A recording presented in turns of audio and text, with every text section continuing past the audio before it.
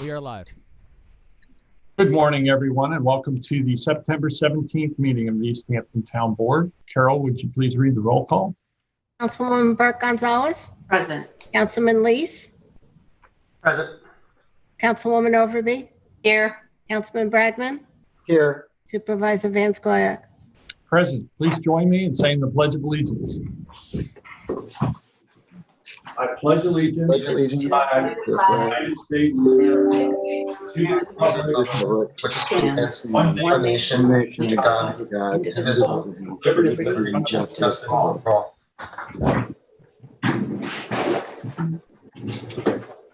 Today we have 4 public hearings followed by a public portion. Members of the public may call in and give us their comments. We ask that you keep your comments to 3 minutes or less, and then we'll have resolutions offered by board members. Carol, would you please read the first public hearing notice? Notice is hereby given that the Town Board of the Town of East Hampton will hold a public hearing at Town Hall 159 Panago Road, East Hampton on Thursday, September 17th, 11 a.m. or as soon thereafter as this matter may be heard to consider comments of all persons on an amendment to the 2020 M&S plan for CPF acquired properties. The full text of the M&S plan is available for inspection in the office of the Town Clerk, 159 Panago Road, East Hampton, during regular business hours of 9 a.m. through 4 p.m. Monday through Friday, exclusive of holidays, as well as on the town's webpage.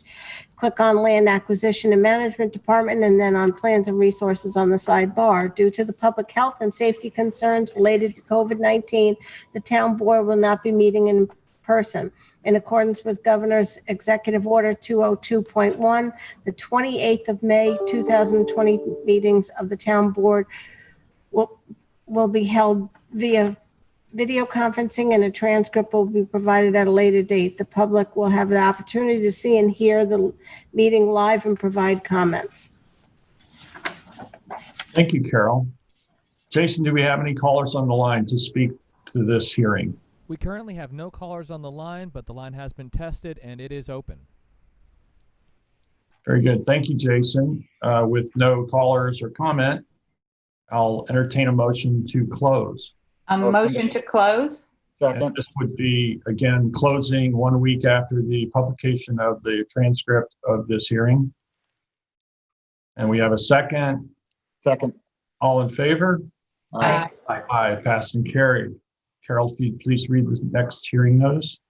Take notice that the Town Board of the Town of East Hampton will hold a public hearing on September 17th at 11 a.m. or soon thereafter as this matter may be heard at East Hampton Town Hall, 159 Panago Road, East Hampton, to consider a local law entitled Community Choice Aggregation Energy Program. A CCA program would allow for eligible customers of energy, electric and natural gas, to participate or opt to not participate in a program whereby the supply of such energy is subject to bid, and options may be provided for choosing a source of power from renewable sources such as wind and solar.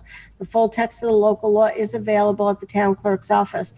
The town board held an initial public hearing to consider the proposed enabling legislation on June 4th and agreed to leave the record open and continue the hearing at a later date. Due to the public health and safety concerns related to COVID-19, the town board will not be meeting in person in accordance with the governor's executive order 202.1. The September 17th meeting of the town board will be held via video conferencing, and a transcript will be provided at a later date. The public will have the opportunity to see and hear the meeting live and provide comments. The public can watch the live meeting on local TV channel 22 and live online at the public meetings link on the LTV website. If any interested persons of the public would like to provide comments on the public hearing, comments can be called in during the meeting at a call in the number provided hereafter and on the town's website and displayed on the live feed at the time of the hearing.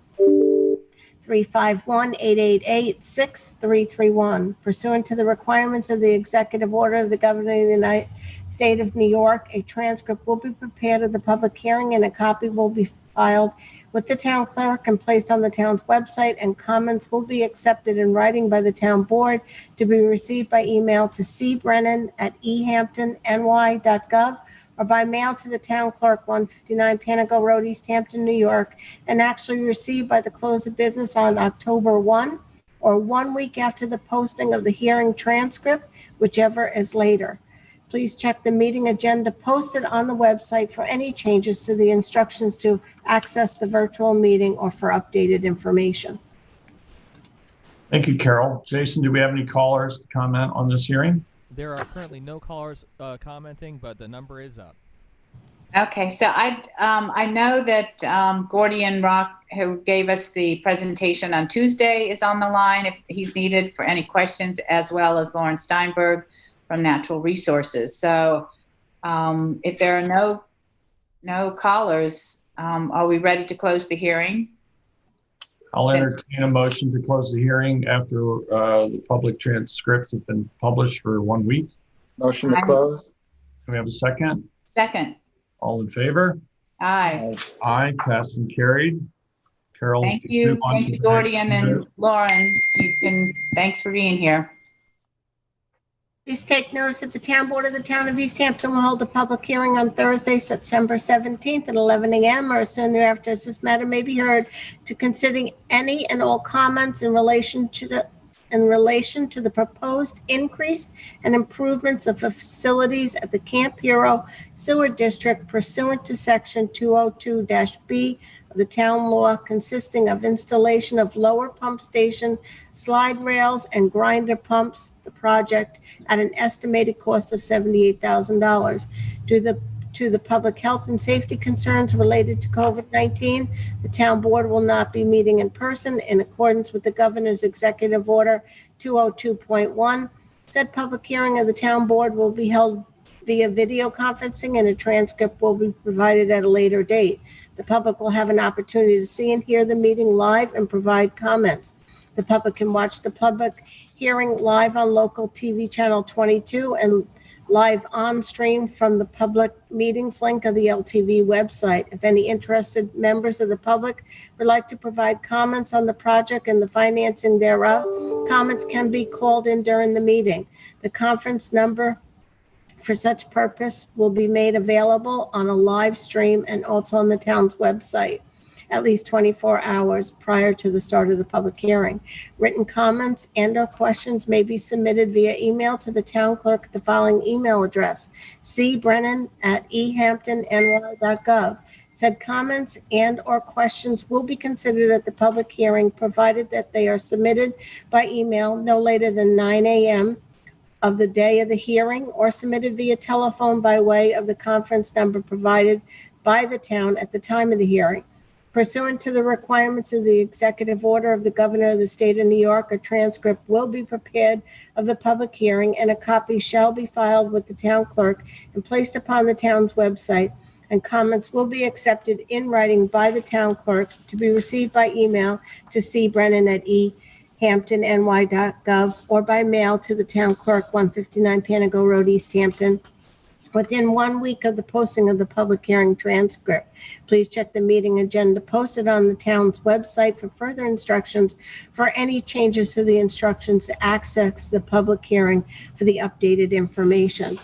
I would like to tell the town board that I did get an email this morning from residents there to ask me to read a letter into the record. The letter was not attached to the email.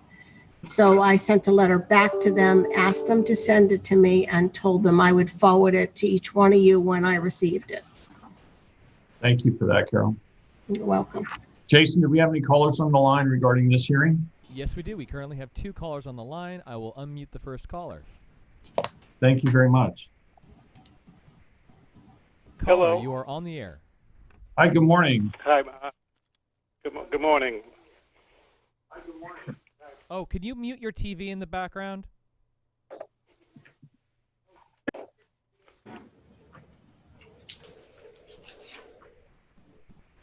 Hello. Yes. All right. Hi, great. good morning. Could you please state your name for the record? My name is Robert DeVeglio. Good morning, Robert. How are you? Good. How are you today? Very well, thank you. I am a resident up at Camp Hero. we have an association up here, and we are very unhappy with this whole situation from when it first started, when we were getting all these upgrades, until the current day. I'm going to read the letter that was left off, so we could move on from there. In response to the letter you left on our doorsteps from Tom Rule the night of the 8th of September, the Camp Hero Association met on Tuesday, September 9th, to discuss the ongoing problems with the sewage system in our neighborhood. Those present were Bob DeVeglio, Chuck Morton, Eric Engstrom, and George Here. Our members had the following questions and information we asked to be provided to us. We wanted it before the meeting, but we sent a registered letter. I guess nobody got it. So after reviewing all the information given to us by the town on the last job that was done up here, we feel there is a gross negligence of the handle of the finances and the original agreement for repairs on the lower pump station. The repairs that was agreed on in the meetings we had with the town and Pio Lombardo Associates were never honored. What we did get was $142,000 worth of work at the lower pump station that never worked from the first day. Well, we've had more problems with the lower pump station in the last 2 years than the last 35 years that we all lived up here. And now they want another $78,000 to do the repairs that were supposed to have been done in the first scope of work. We would like an accountant and explanation for the 32 change orders that took place from July 15th to December of 2018. From July 2015 to July 2018. Who was the project manager for the town on the original job, and who is going to oversee the proposed job? We understand that the town currently does not have an engineer on the staff, and we don't have any confidence in Pio Lombardo Associates whatsoever. We would also like a copy of the original RFP and bid responses for the first job. Is there an RFP and current for the current proposal? And if there is, we would like to have the qualifications and the list of stuff they plan on using for this upgraded rail system and pumps, so we can have a private engineer look at it before any work is done. We were told that the generator at the Suffolk County water pump station, which powers the lower pump station when the power goes out, is undersized. What is the output of the generator? On the Camp Hero Wastewater Management System facilities report that was generated by Lombardo Associates, we agreed that as a committee, because we had like at least 5 meetings talking about this, that the alternate number 2 was what should have been done at the lower pump station for a total price of $39,000. That price included new pumps, a rail system, floats, and control panel. The listed price and pumps for the rail system was $18,000. Now they want $78,000 to do the same work. In this report, section 9.1 lists immediate corrective actions. 9.1 is pump replacements. The lower pump station is recommended by Pio Lombardo Associates. It was a Gould's modeled WWO 5NF. This pump is a household pump and never would have worked in this system. That's why we have no faith in what Mr. Lombardo says in our system. In conclusion, our associate does not have faith in the current process and the way things were handled in the past, and we hope moving forward there's going to be more checks and accountability so we wind up with a reliable working system. This thing has been nothing but a nightmare from the get-go, and we feel that we weren't represented properly by the town. Thank you. Robert, I appreciate you taking the time to call us, and we look forward to seeing that letter. I think there's certainly a long history here of problems with the system on site. You do have your own basically sewer district where the residents do share the costs of maintaining that community system. And I know it's been plagued with problems going back maybe a decade or more. And I understand the current problem in the lower pump station is that pumps keep clogging with debris that's not associated directly with sewage, and because it's a confined space, to repair and even clear the pumps requires certain safety protocols that are very safe, very expensive, and that's why the rail system's been proposed. But we do appreciate your requests for more information, and I would suggest that the only problem with holding the record open longer for that to take place is that those pumps are at risk of imminent failure. And I know when that system fails, it has to be pumped out. All costs associated with the sewer district have to be paid by the district, members and the owners within the district. And I understand the costs are something you're concerned about. We certainly want to keep your costs as low as possible. So I appreciate you bringing up these items for us to consider. But the problem is that these problems were supposed to have been addressed already. They put the pumps that were installed are the wrong pumps. They are not macerated pumps. That's what was in the system originally, and we didn't have a quarter of the problems that we currently have. Unfortunately, you can't control what everybody puts down the toilet, but you certainly can combat it with the best materials possible. And the rail system was the number one problem with the lower pump station from the get-go, and it was never, they were never put in, and that's why everybody up here is so upset, because right. So I understand the wrong pump were put in. Okay. Yeah, I understand, and correct me if I'm wrong, but what we're talking about right now is to install a rail system with macerator pumps. Which do you believe that's the correct type of equipment to be installed in this situation? Yes, it is. Yes, it is. But now we're paying for the work twice, and we sat down as an advisory committee with Mr. Lombardo and Tom Rule and the people from our association, and we were all in agreement in the very beginning that those macerator pumps in that rail system needed to be put in the lower pump station from the get-go. And the job quadrupled in cost, and the most important thing that needed to be done wasn't done. And that's why we're having this conversation right now. And that's right. why we're upset. So I understand you're upset with the performance of work that's been done there in the past, and that you agree that this is the correct equipment and resolution of the problem. Yes, I do. I agree with that. Yes, I agree with that 100%. I don't agree that we have to pay for it twice. And what kind of pumps are they putting in there? Is somebody going to monitor that? And what kind of rail system? I mean, we've sent Tom Rule a bunch of different videos on different kind of macerator pumps where people are putting blue jeans in there, and the pumps chop them up, full baby diapers. I mean, there are pumps out there that can more than handle this situation, and we want to make sure the right equipment is being put in here this time. Right, and I understand that this lower pumping station, which is critical to the system working properly, relies on electric power. So if there was a power failure, there should be a backup source. Is that correct? Yeah, there is a backup source, and the backup source is the generator that's at the Suffolk County Water Authority.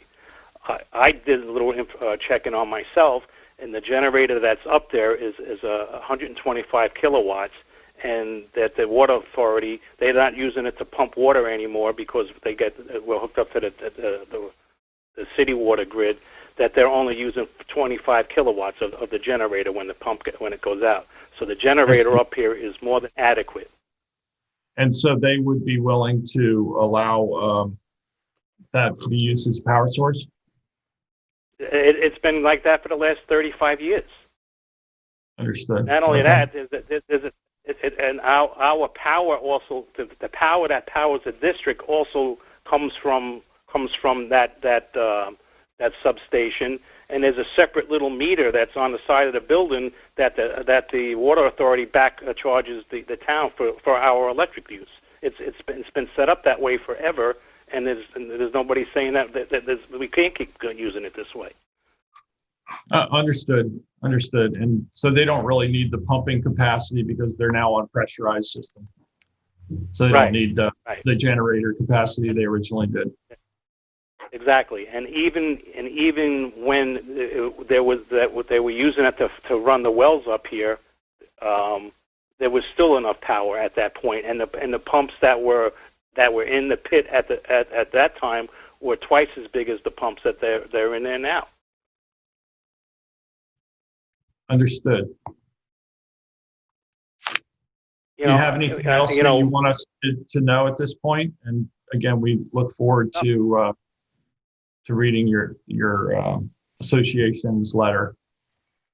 Yeah, I mean, again, we would certainly like the opportunity to make sure the right equipment is being put into the system this time, because it's crazy. And well, we certainly would too. I think I can speak for the town board that we would want to make sure that the improvements are just that, improvements, and not falling short of the mark. And I understand your concern about the costs. Nobody wants to pay more than they have to for anything, and they certainly don't like paying twice. I mean, what was done, actually made the system go backwards. It wasn't an improvement the last round of work. They improved the alarm system and stuff like that, but the heart of the whole system is this lower pump station, and that was not addressed right whatsoever. They put the wrong pumps in there, and they didn't put the rail system in, and that's what we're very concerned about. So I understood that to be the case, and that's why we're talking about macerator pumps with the rail system. They do need to be maintained or replaced. It's a much less costly operation if the pump can be pulled up on that rail system rather than having someone climb down into what is a dangerous and confined space, requiring additional personnel to be on hand and basically get hazard pay, if you will.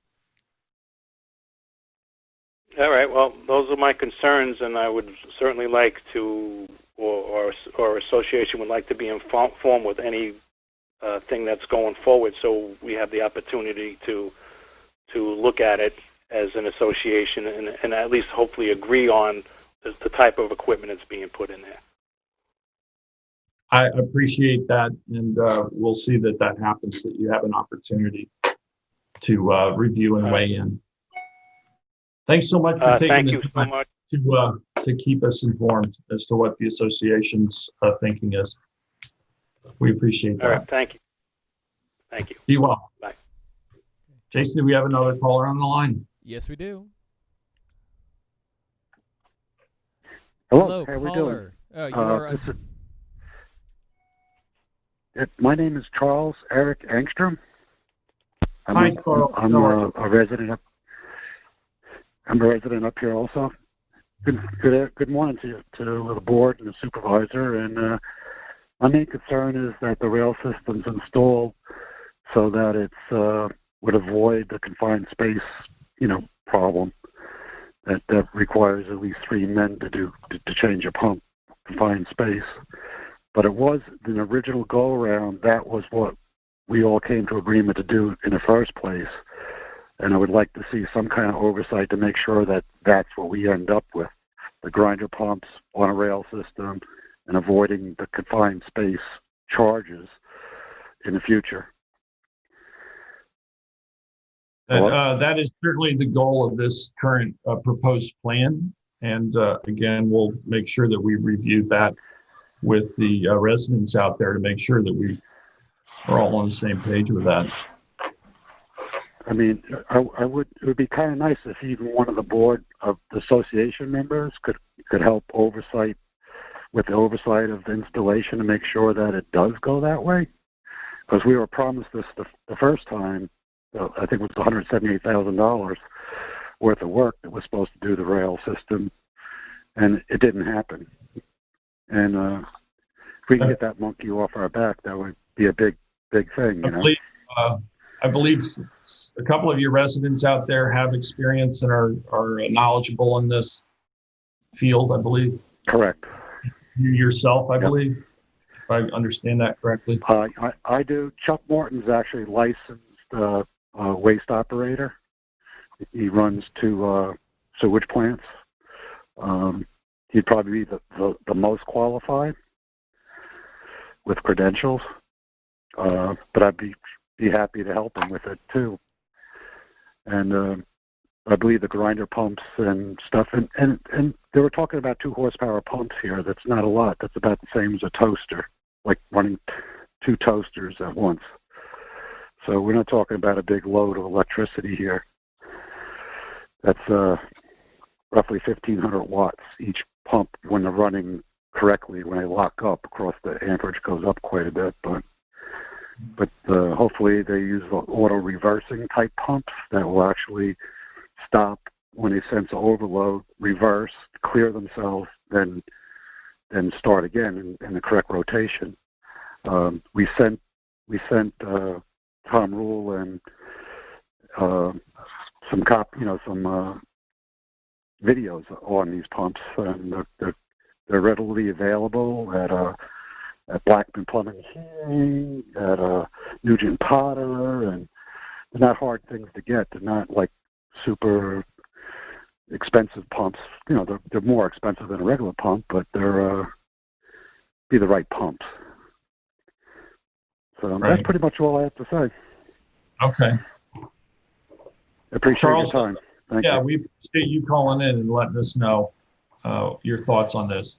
Do we have any other callers? Again, just that the rail system goes in to avoid, the confined space problems. Right. That's paramount. Absolutely. And that is what's proposed. Right. So thanks for taking the time again, Charles. Appreciate that. All right. Jason, do we have any other calls? Okay, bye. Absolutely, and I am unmuting the next one. Hello, caller, you're on the air. Hello? Yep. Hello? Yeah, Hello. This is Chuck Morton calling. Hi, Chuck. how are you? We were just talking about you. I'm here. Yeah, I heard. I'm here to support everything that Bob and Eric have said previously. I don't need to reiterate everything that they've said, but it's been a little bit disappointing, I would say, right from the start, and hopefully we're going to correct that moving forward. And my only hope is that, we have some input this time around and we have better oversight than what we've had in the past, because this situation that we're in now really doesn't have to be the way it is. It should have been corrected a long time ago. We started these meetings way back when Larry Cantwell was on the board, and we thought we had a solution. Unfortunately, it didn't turn out that way. But let's get it right this time, guys. And I'm willing to do whatever I can. I have a lot of experience. I operate 2 sewer plants in Montauk. I'm very familiar with these type of lift stations. And just for a reference, we had a lift station similar to this put in at Rough Riders back in 2012, and the total price was only like $13,000 and change. So it's important that we take a hard look at these bids and we make sure that we're not getting overcharged, because it's going to reflect in our taxes.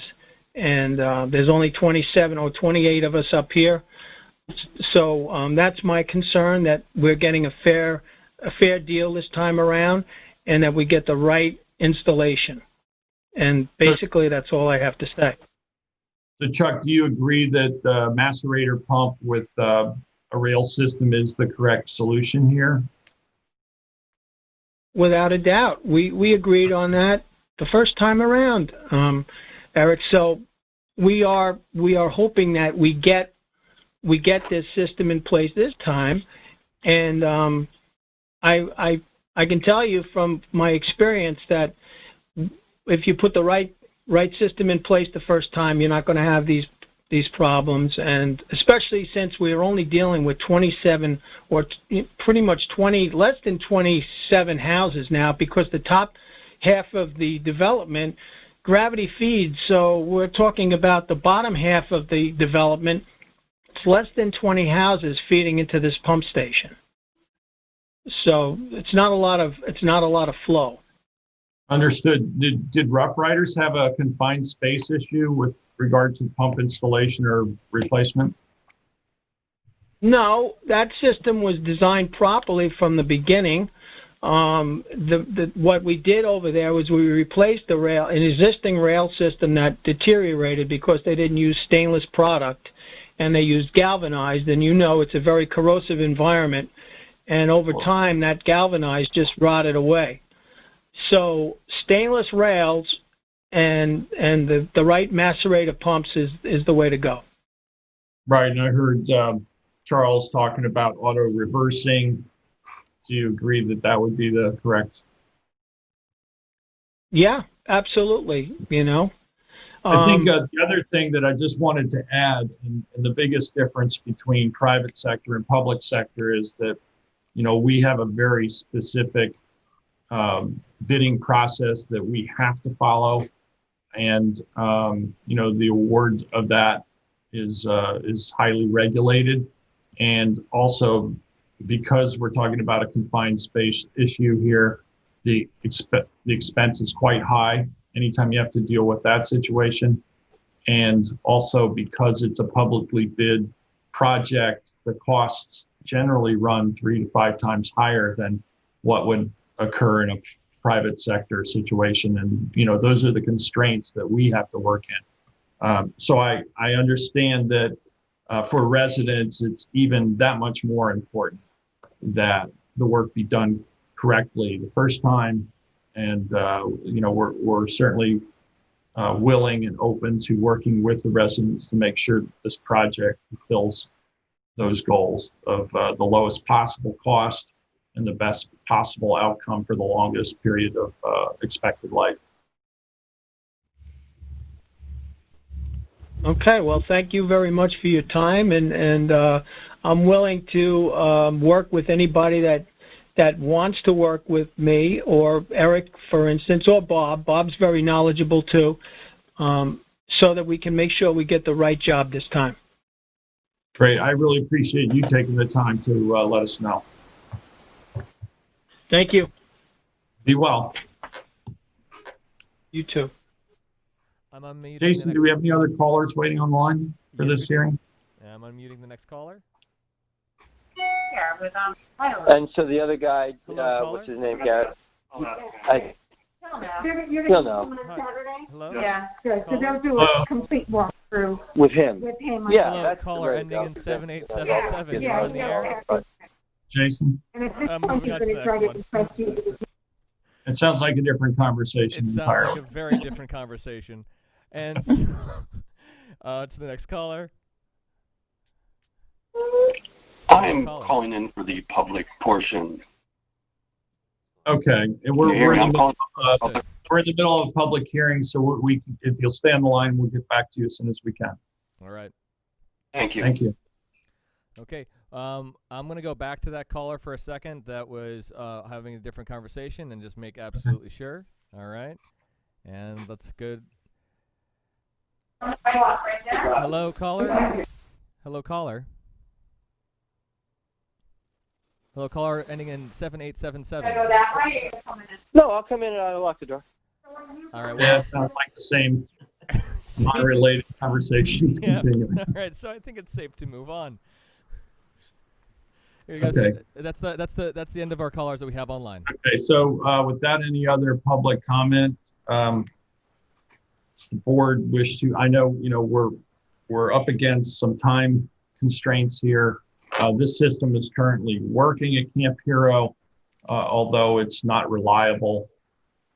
Any costs incurred if the pumps fail again, go toward the district. The pumping costs to manually pump out the system are expensive. To go in and repair the pump or remove the pump or clear the pump is very expensive due to the confined space, hazardous situation and pay. And you've heard from 3 very well-educated residents from the district on this particular topic.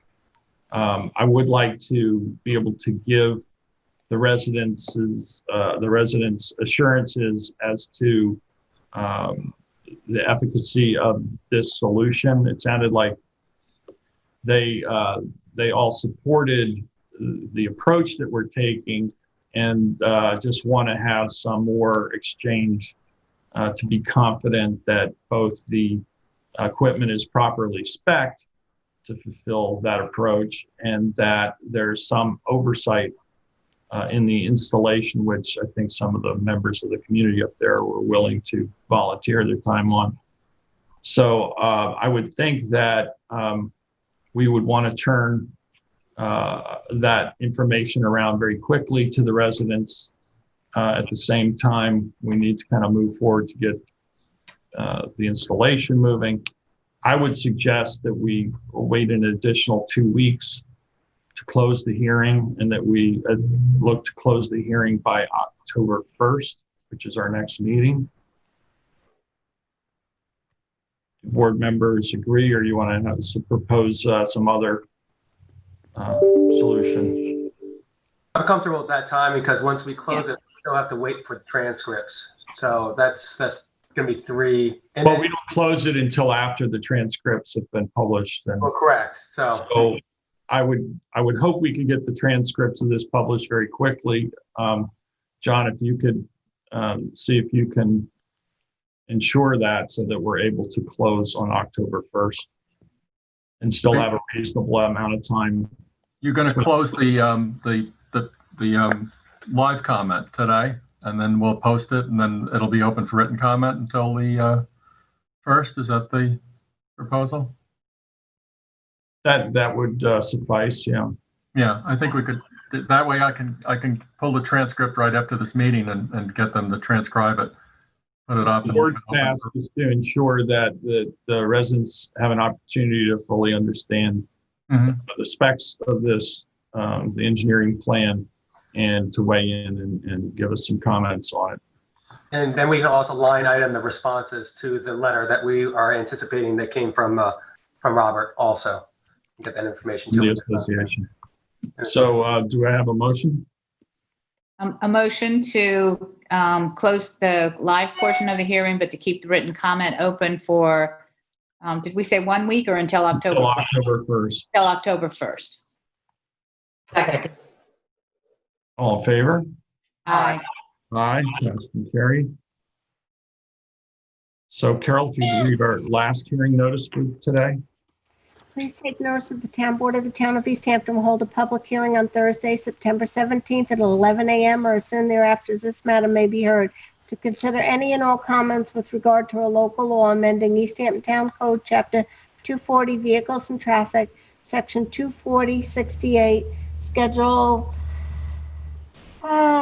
18, time limit parking, 240-27.7, trailer parking prohibited, and 240-18C, parking of taxi cabs and TNC vehicles prohibited certain hours, which provides the following. A local law providing for the amendment of the East Hampton Town Code, Chapter 240, Vehicles and Traffic, Section 240-68, Schedule 18, time limit parking, to add 2-hour parking spots in the Amagansett parking lot, and to add 72-hour parking spots in the Amagansett municipal parking lot, and for the amendments of the Town Code, Chapter 240, Vehicles and Traffic, Section 240-27.7, trailer parking prohibited, to add overnight trailer parking prohibitions at the Amagansett municipal parking lot, and for the amendment of the Town Code, Chapter 240, Vehicles and Traffic, Section 240-18C, parking of taxi cabs and TNC vehicles prohibited certain hours, to add taxi cab and TNC vehicle prohibitions on the Amagansett municipal parking lot. Due to the public health and safety concerns related to COVID-19, the town board will not be meeting in person. In accordance with the governor's executive order 202.1, said public hearing of the town board will be held via video conferencing, and a transcript will be provided at a later date. The public will have an opportunity to see and hear the meeting live and provide comments. The public can watch the public hearing live on local TV channel 22 and the live online from the public meetings link on the LTV website. If any interested members of the public would like to provide comments on the project and the financing thereof, comments can be called and during the meeting. The conference number for such purpose will be made available on the live stream and also on the town's website at least 24 hours prior to the start of the public hearing. Written comments and questions may be submitted via email to town clerk at the following address, cbrennan@ehamptonny.gov. Said comments and or questions will be considered at the public hearing, provided that they are submitted by email no later than 9 a.m. prevailing time on the day of the public hearing, or submitted via telephone by way of a conference number provided by the town at the time of the hearing. Pursuant to the requirements of the executive order of the governor of the state of New York, a transcript will be prepared of the public hearing and a copy shall be filed with the town clerk and placed upon the town's website. All comments will be accepted in writing to the town clerk and received by email to cbrennan@ehamptonny.gov or by mail to the town clerk, 159 Panago Road, East Hampton, within 1 week of the posting of the public hearing transcript. Please check the meeting agenda posted on the town's website for further instructions or for any changes to the instructions to access the public hearing or for updated information. Thank you, Carol. Jason, do we have any callers on the line for this hearing? Not necessarily. We saw that 787 number. That's still up there. I can unmute them third time's a charm, maybe. And yeah, maybe. Hi, I was actually calling in if I'm on the line. This is Craig Van Sickle. Am I on the line? Yep. Yes, Craig, you are. Yeah, we're now on the parking hearing. If you wanted to just wait a moment for public comment. We're just getting ready to close the hearing. It's quite all right. We never really know who's calling for what purpose. So if you don't mind holding just for another couple moments, we'll get to the public portion and take your comments. Sure, absolutely. No problem. Thank you. Thank you so much. Jason, is there anyone else on the line? Nope. The other is for public portion again. Okay, then I would entertain a motion. Motion to close. Again, if we could reiterate what period of time the hearing's open until. 1 week after publication of the transcript, the hearing will close. Do I have a motion? The written record will close. The written record will close. Mm-hmm. Do I have a motion? Motion to close the written record 1 week after the transcript is posted. Second. All in favor? Aye. Aye. Passed and carried. That brings us up to the public portion. If we could bring Mr. Van Sickle back. Absolutely. And hi, thanks everybody. Everybody's having a great day. I just was calling to support the CCA legislation. I believe I'm on the right time, but I'm not sure. Yes, you are. Oh, great. Okay, excellent. Yeah, I think that's an extremely important and marvelous advance to our toolkit to obtain renewable energy. And my only comment, other than being in support of it, is to try to potentially skip over the remote procurement of renewable energy certificates or credits and try to create tariffs that focus on hyper-local, self-sufficient energy generation to the greatest extent possible. Thanks so much for calling in, Craig. Appreciate that.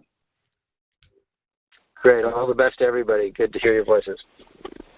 Nice to hear from you also. Be well. Give your best to your mom. Be well. Bye-bye. Okay, I will. Thanks, Peter. See ya. See you guys. Hi, Craig. Do we have any other callers on the line, Jason? Yes, we do. Unmuting now. Good morning. This is Michael Hampton with my 6-month-old baby in the background. Hello, Michael and 6-month-old baby. I live in Wayne, Scott. I'm calling today to speak about the process of the hold on. I'm just going to hold her for this. Okay. Somebody else wants to speak. Mike.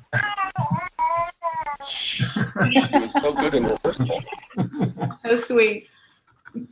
Now she can see you guys, so she might be entertained for a second. We'll wave to her. Yes. So I'm calling about the process that has been going on for the South Fork Wind Farm. The opponents say that the process is poorly planned. They say it's the second inning. And they say things like it's illegal. And then they say the decision to land at Beach Lane should be based on the merits, but then they question the process when it looks like it's not going their way. I've been intimately involved in this process for years. At the settlement hearing that is going on now, that is almost complete, are lawyers and engineers and representatives from the DEC and the town trustees, Department of State, Transportation, LIPA, PSEG, and more. This is a thorough process, a detailed process. So when the anti-wind people say the decision needs to be based on the merits, I don't think they care about the merits at all. They just don't want a cable in their backyard. This wind farm will benefit us all, and they're trying to deprive us of that benefit because a cable 3.26 miles long in Wainscott be under the roads. The cable 6 feet under the roads will wend its way to the substation at Cove Hollow. And I'm going to repeat myself, which I probably have done. There are water mains under our roads. There are gas lines and even electric lines under our roads. My house does not have an electrical line weaving its way through the trees over my head. It's in the ground under the road.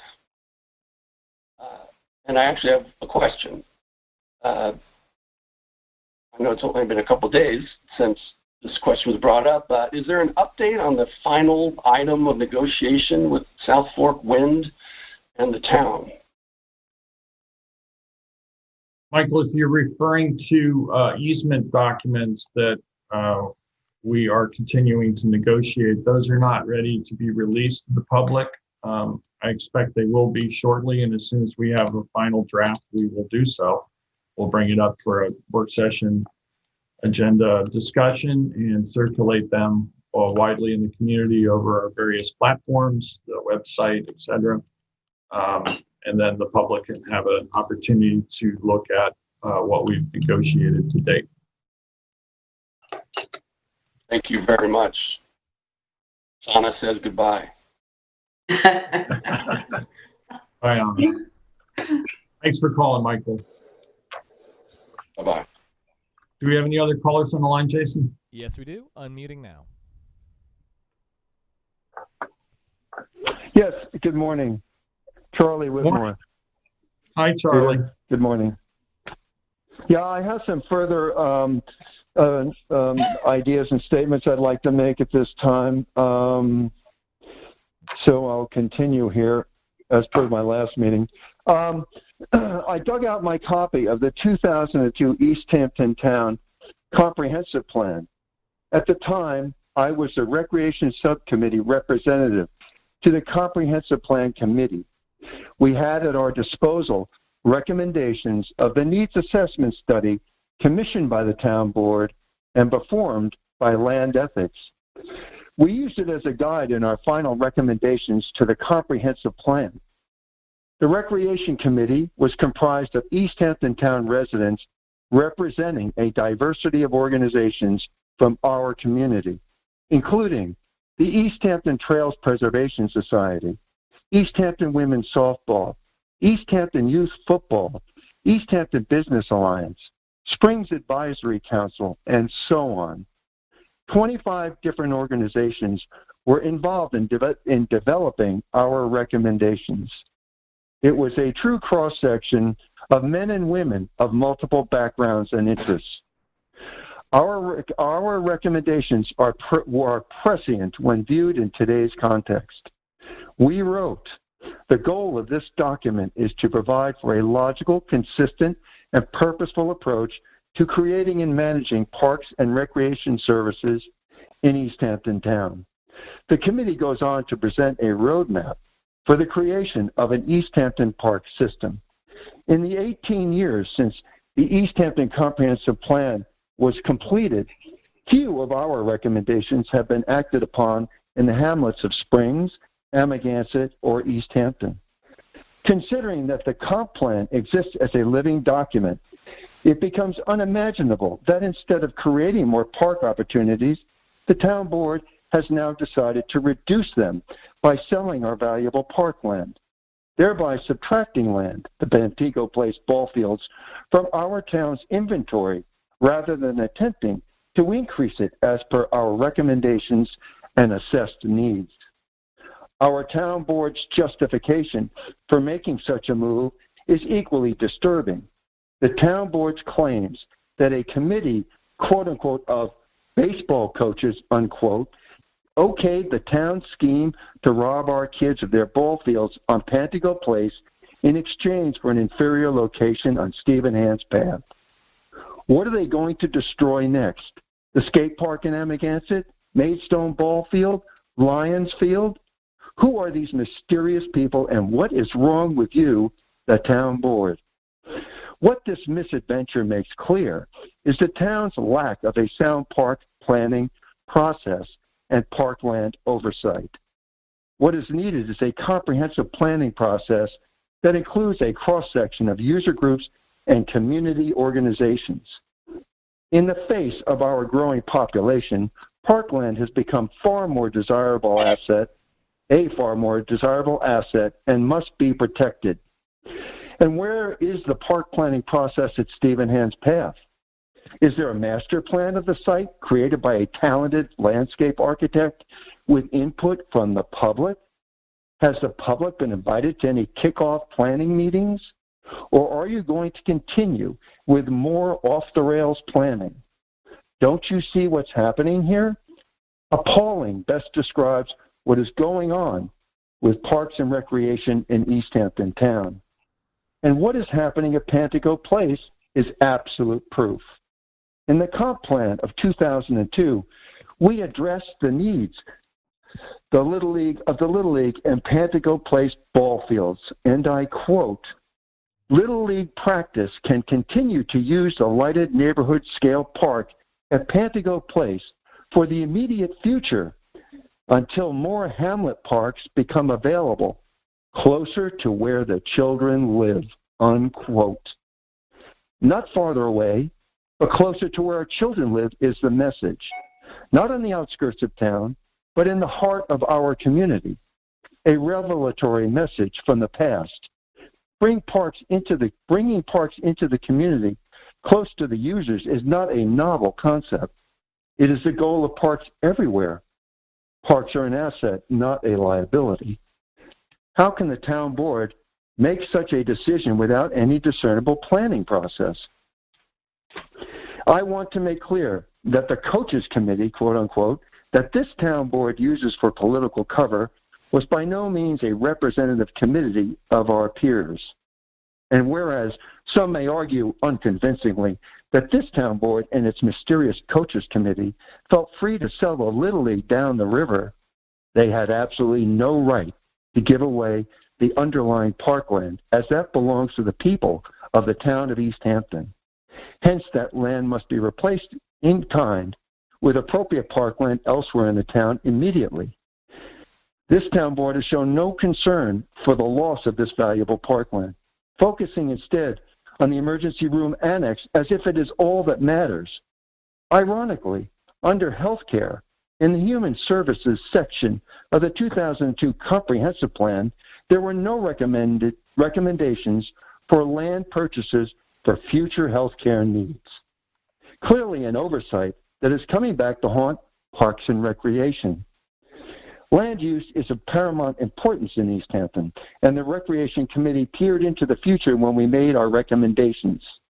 It was a collective effort by a group of diligent town citizens, and is indeed a visionary work of planning.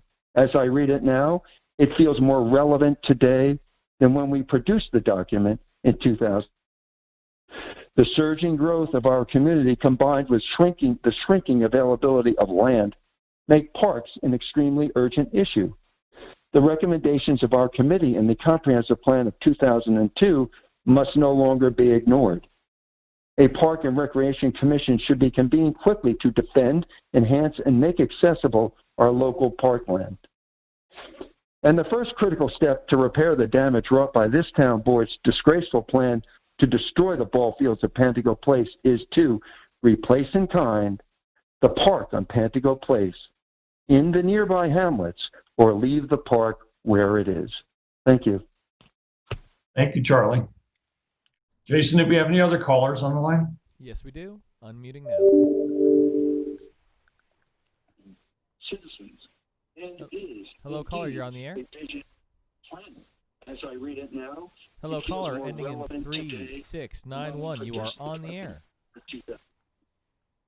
The surging growth of our One more time. Caller ending in 3691. You are on the air. Urgent issue. Caller is unresponsive.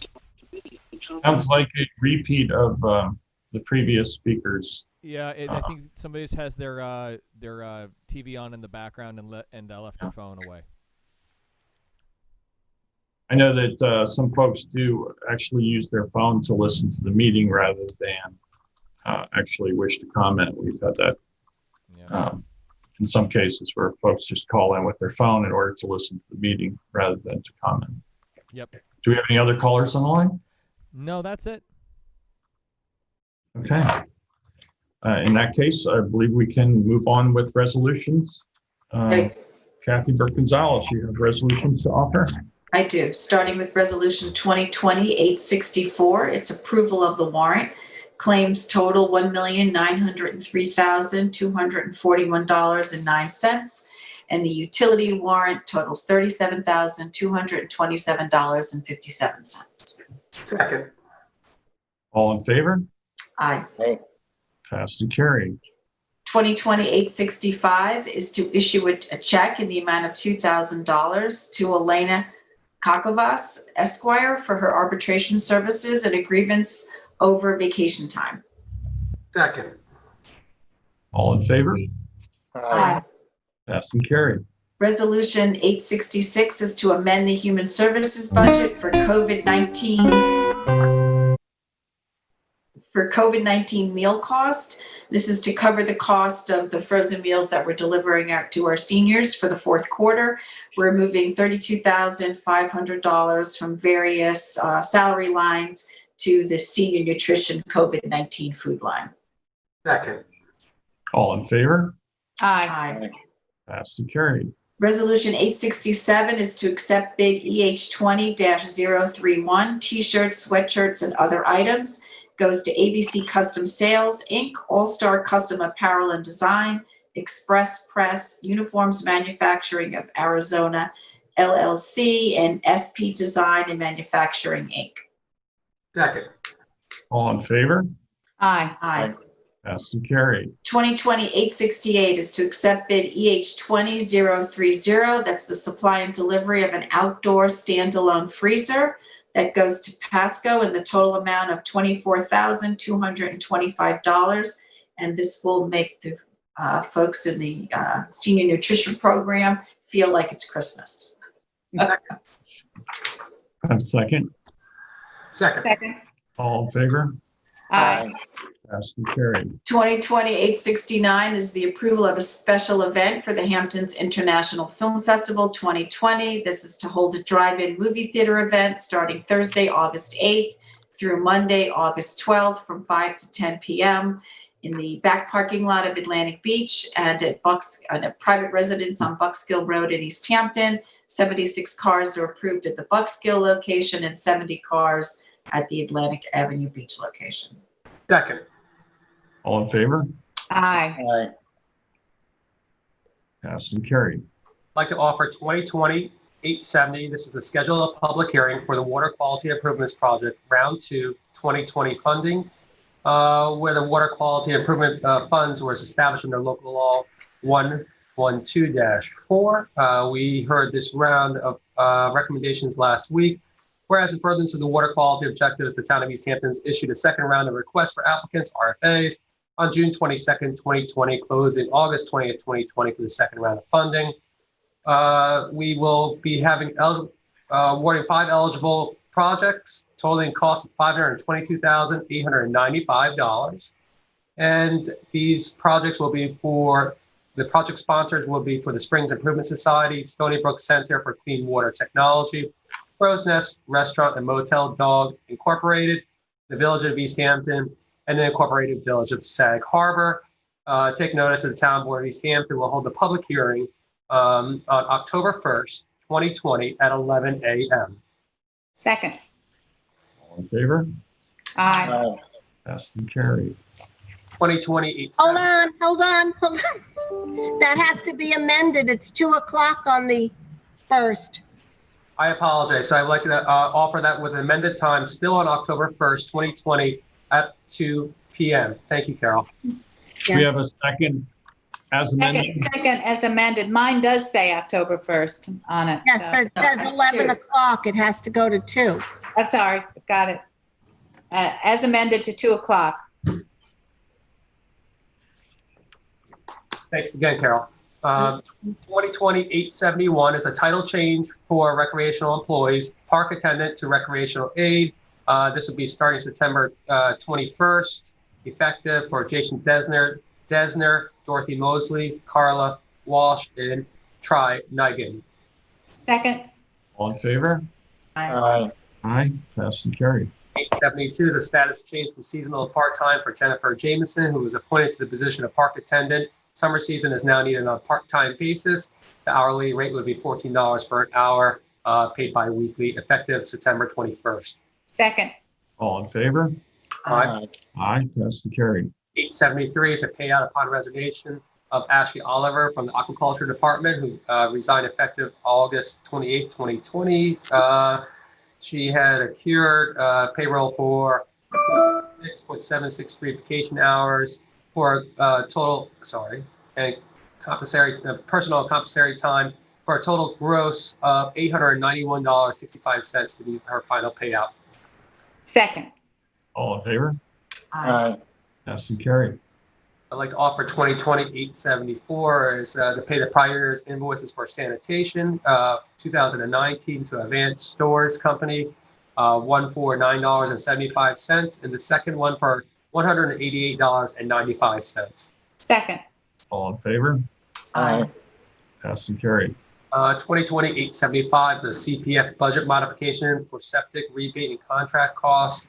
The Director of Land Acquisition and Management directed the following modification of the CPF fund for the purpose of funding the septic rebate program and subcontract costs, taking $2 million from budget line CA8802-52702 to budget line CA8802-54322, which is the septic rebate program in the amount of $750,000, and then also to budget line CA8802-54500 for contract costs in the amount of $1.25 million.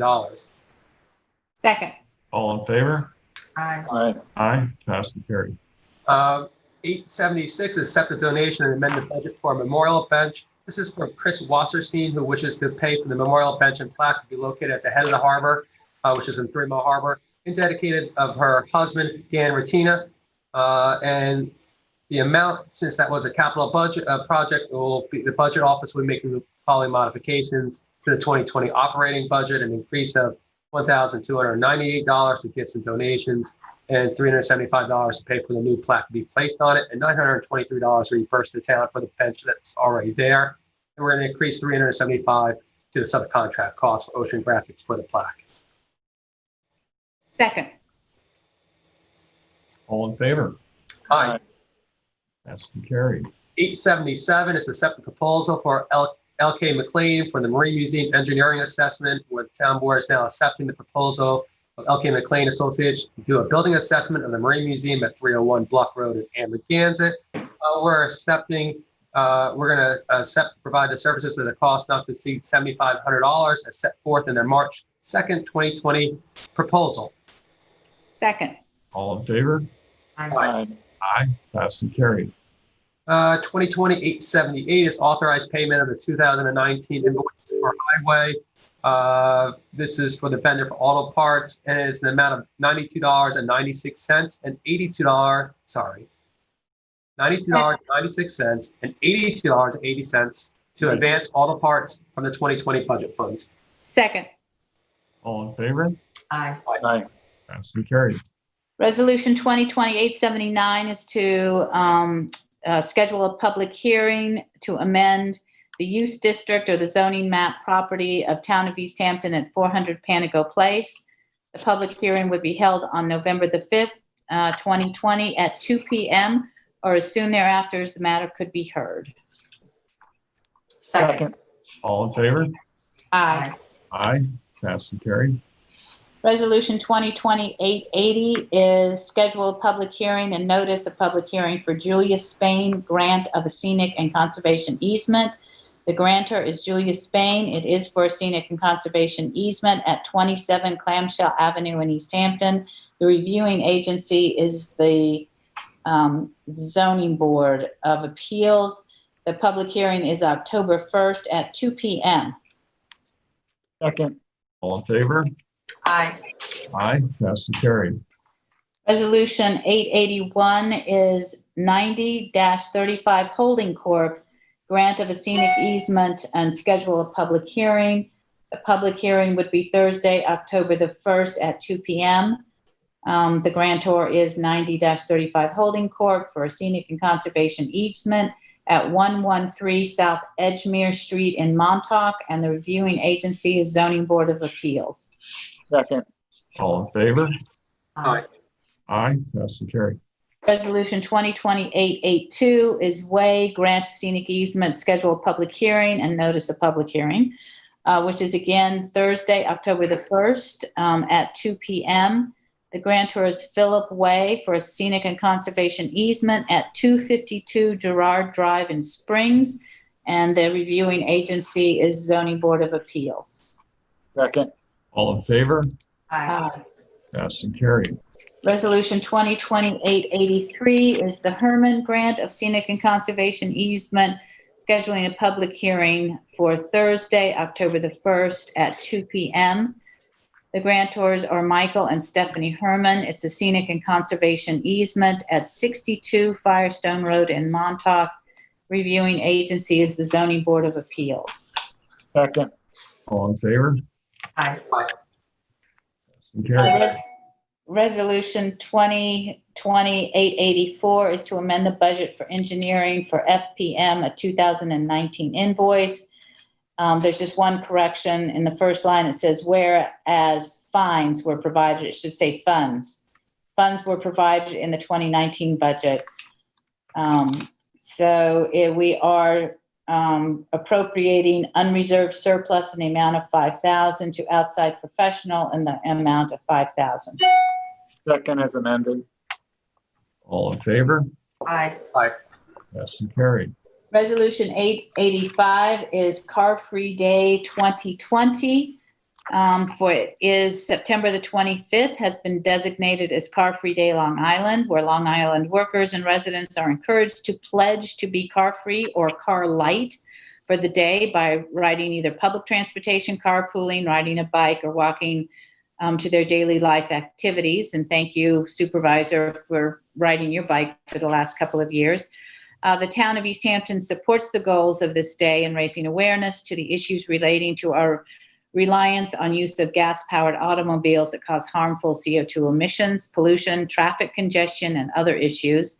Whereas the town achieved a silver award for its participation in Car Free Day in 2019. I believe I misstated it and said it was the bronze award during our work session.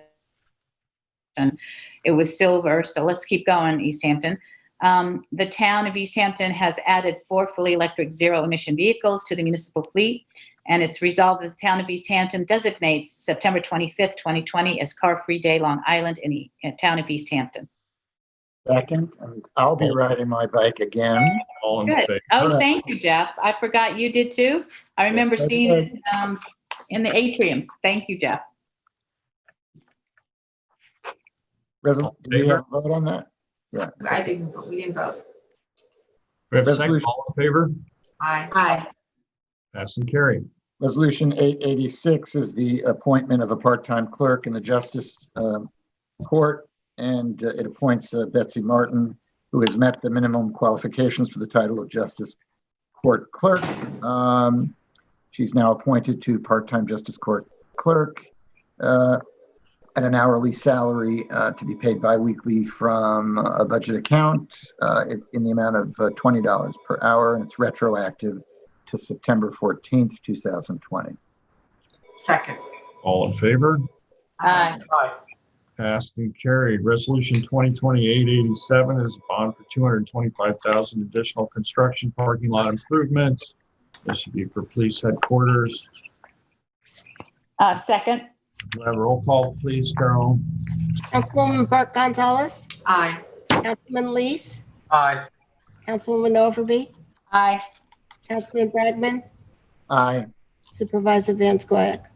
Aye. Passed and carried. Resolution 2020-888 is to appoint full-time automotive mechanic 1 to the Highway Department, Richard Williams, an hourly rate of $19.13.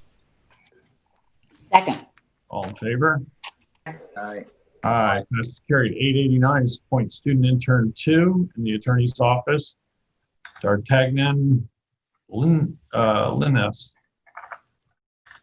And that's a Second. rate of $16 per hour.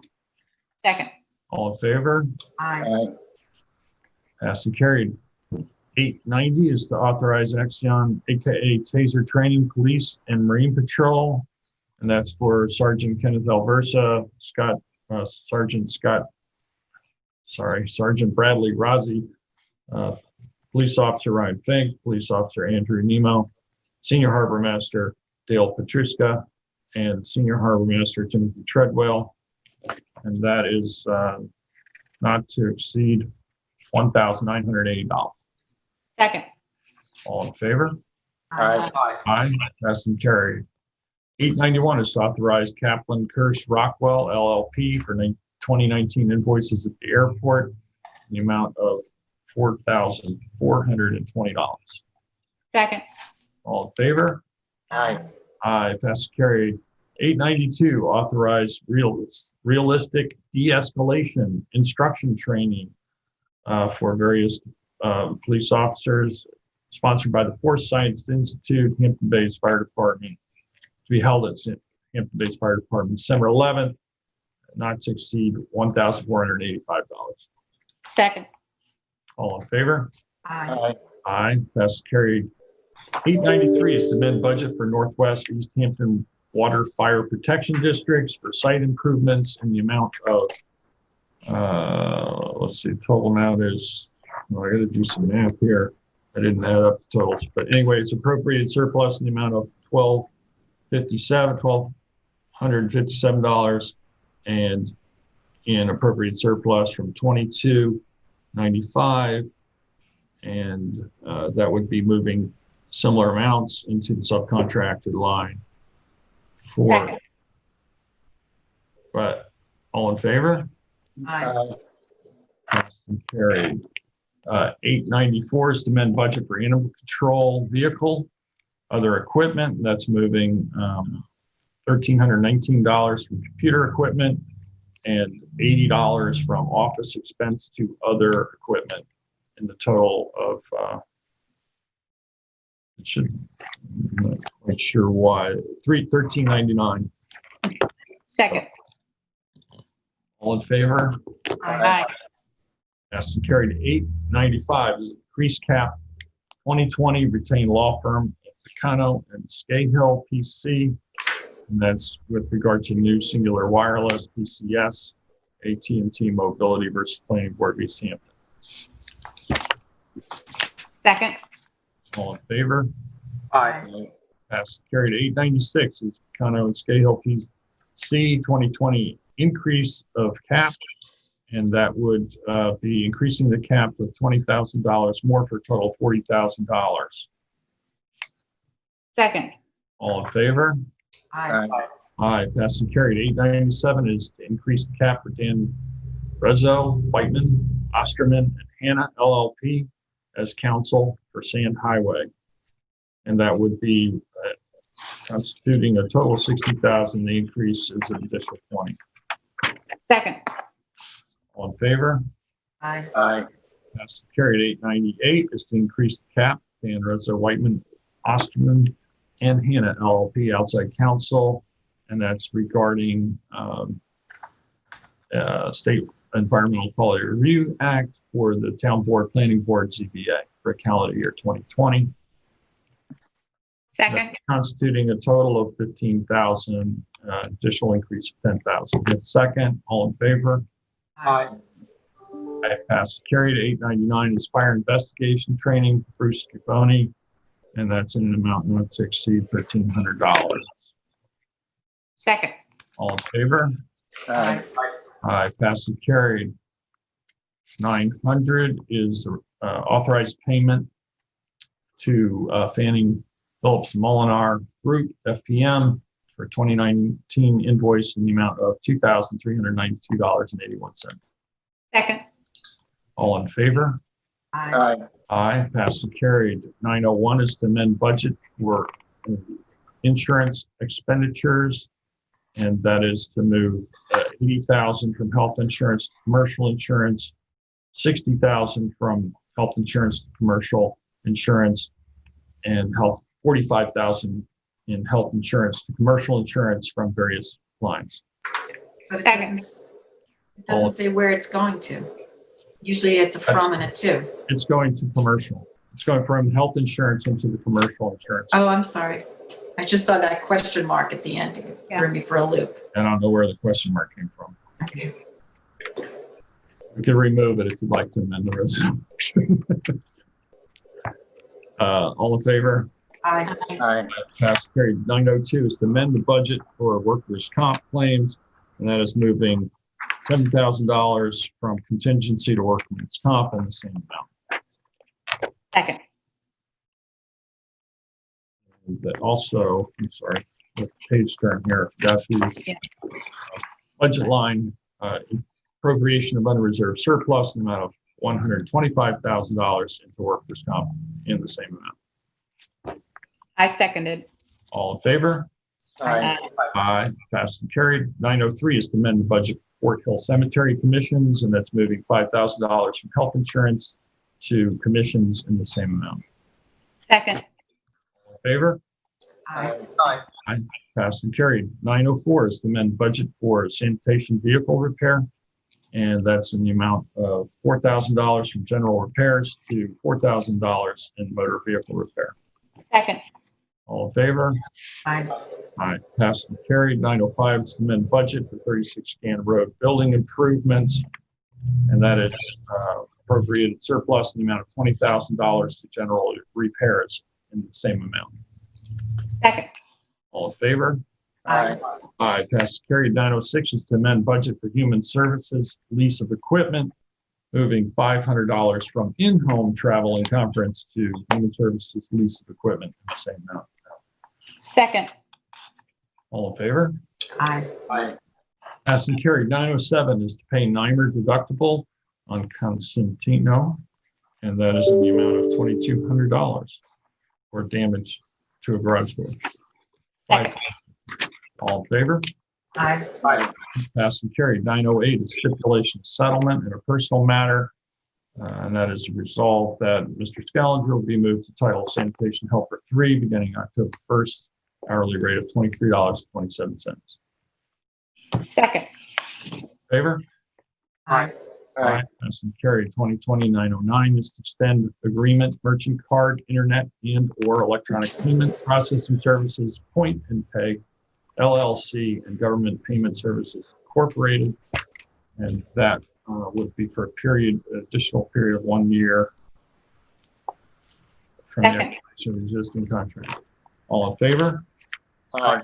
Aye. Passed and carried. Any other resolutions to offer by the board? Mr. Supervisor, we have one caller on the line. Okay, let's hear from the caller. All right. Hello, caller. 1 second. Sorry. Hello, caller. You're on the air. Hello. Hello. Who's calling, please? Hello. Hi. This is Lena Tabori speaking. Hi, sorry, I was trying to call earlier, but I couldn't seem to get through. So I just want to say that I've been living here for, 45 years perhaps, and I've been working on a climate change website for the last 3 years. And I've come to realize all too clearly how incredibly complicated and abstract this subject seems to be to those of us who live in East Hampton. We are kind of in a paradise.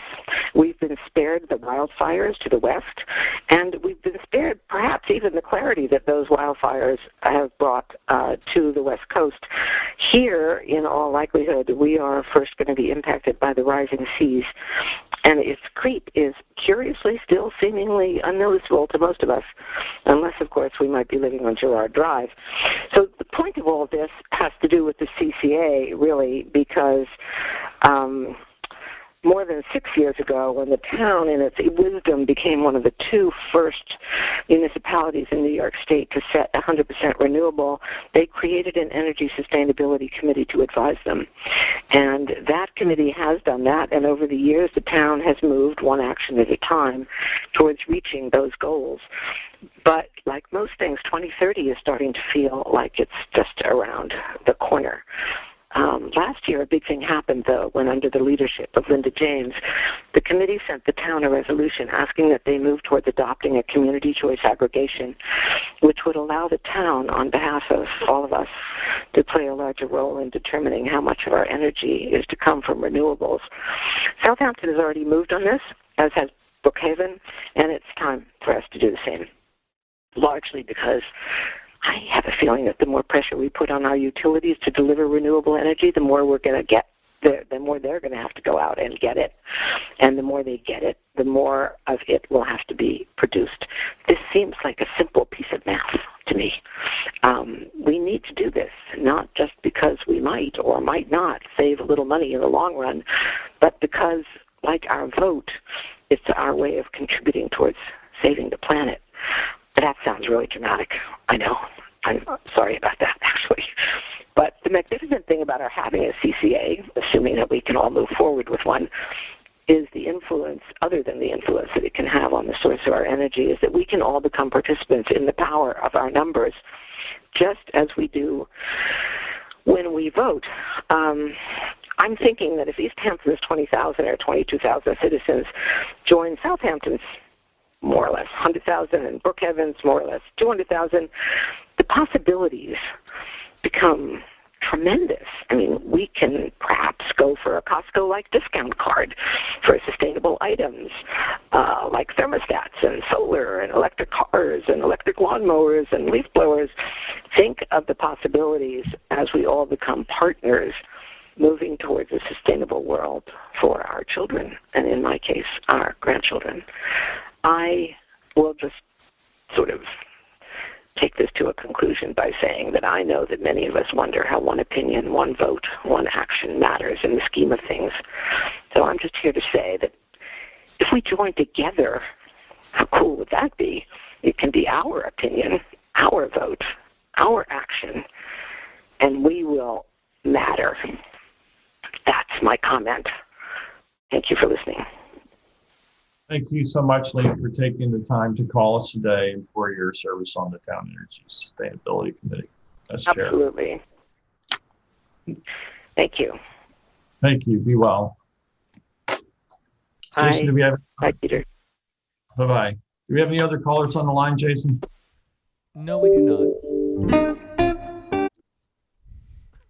And at this point, I would entertain a motion to go into executive session for personnel matters. I move that we go into exec session for personnel matters right now. Second. All in favor? Aye. Aye, passed and carried. Everyone stay safe, be well, enjoy the upcoming weekend and the change to fall. And just before we leave, I just wanted to acknowledge that there's a new mayor and 2 new trustees in East Hampton Village. Jerry Larson is the new mayor. Chris Minardi and Sandra Melendez were elected as trustees. And I wanted to thank Rick Lawler and Barbara Borsak for their many years of dedicated service to the village and the town. Ray Harden also recently. So that will move to executive session. Thanks again, everyone.